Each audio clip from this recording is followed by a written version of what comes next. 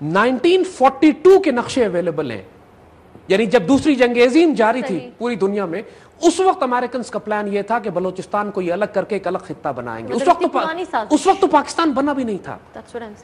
اور اس وقت ان لوگوں کا پلان تھا کہ بلوچستان کے علاقے پہ اپنی بیسز قائم کریں گے. ان کی رال ٹپکتی ہے بلوچستان پر، اور اب انہوں نے جو ایک پروونشل اسمبلی بٹھا دی ہے،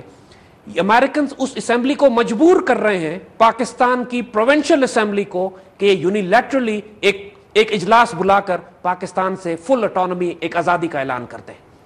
اس حد تک سازش اور غداری آگے بڑھ چکی ہے کہ امریکن مجبور کر رہے ہیں اسمبلی کو،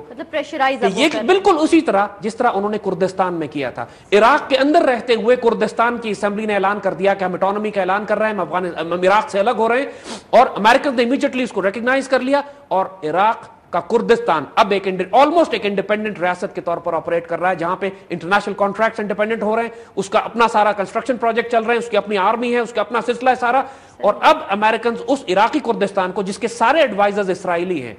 جو اسرائیل کی مدد سے کردستان بلڈ ہو رہا ہے، جو ایک طرف ایران میں انفلٹریشن کر رہے ہیں، بغاوت برپا کر رہے ہیں، ایک طرف ترکی میں بغاوت برپا کر رہے ہیں، اور اس خطے کو بنا رہے ہیں اپنے انٹرسٹ کے لیے، مسلمانوں کے دل کے بیچ میں، ان دا مسلم ہارٹ لینڈ ایک خطہ بنا رہے ہیں کہ جو پرو امریکن پرو اسرائیلی ہوگا. اسی طرح یہ بلوچستان میں کرنا چاہتے ہیں. ایگزیکٹلی وہی ٹیکسٹ بک ریپیٹ کی جا رہی ہے اب یہاں پہ. امریکن مرینز، ان کا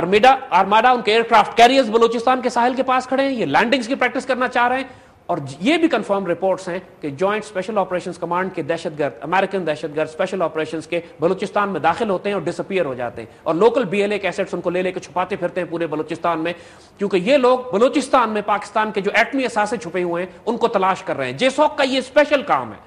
جیسوک کا کام ہی یہی ہے کہ دشمن ملکوں دوسرے ملکوں میں داخل ہوں، ان کے یہ تلاش کریں کہ ایٹمی اثاثے کہاں پہ ہیں، ان کے پاس مارکرز لگائیں، پوائنٹرز لگائیں، لیزر انڈیکیٹرز لگائیں، پھر ایئر اسٹرائکس کروا کے وقت آنے پر ان کو تباہ کروایا جائے.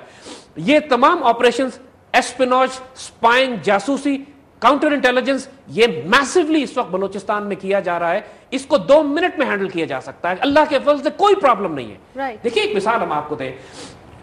سوات کا جو ریجن ہے، جو خطہ سوات، دیر، مالاکنڈ، بنیر، یہ پورا خطے کی بات آپ کرتے ہیں، اس کا سائز آلموسٹ سری لنکا سے ڈبل ہے. اور سری لنکا ایک چھوٹا سا ملک تھا، اپنے شمال میں اس سے بھی چھوٹا ایک معمولی سا علاقہ تھا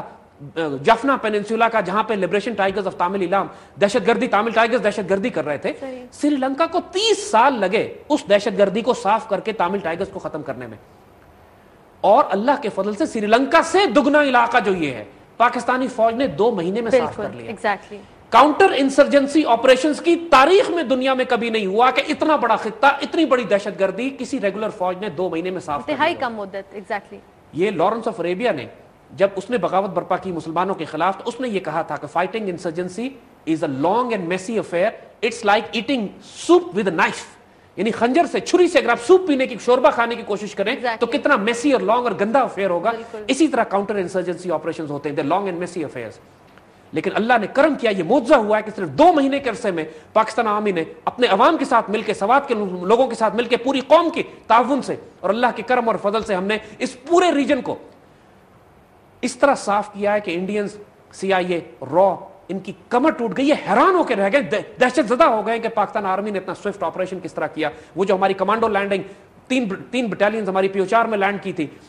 اٹس اے کلاسک ایگزامپل. اس کی مثال نہیں ملتی ہے کہ اس ماڈرن ہسٹری میں اتنا بڑا ہیلی بورن آپریشن کیا جائے، دشمن کے اتنے بیچ میں جا کے اتنی جلدی ان کا صفایا کیا جائے. تو جو بات ہم کر رہے ہیں کہ اللہ کے فضل سے اگر ہم پاکستانی قوم ایک مرتبہ ہم فیصلہ کر لیں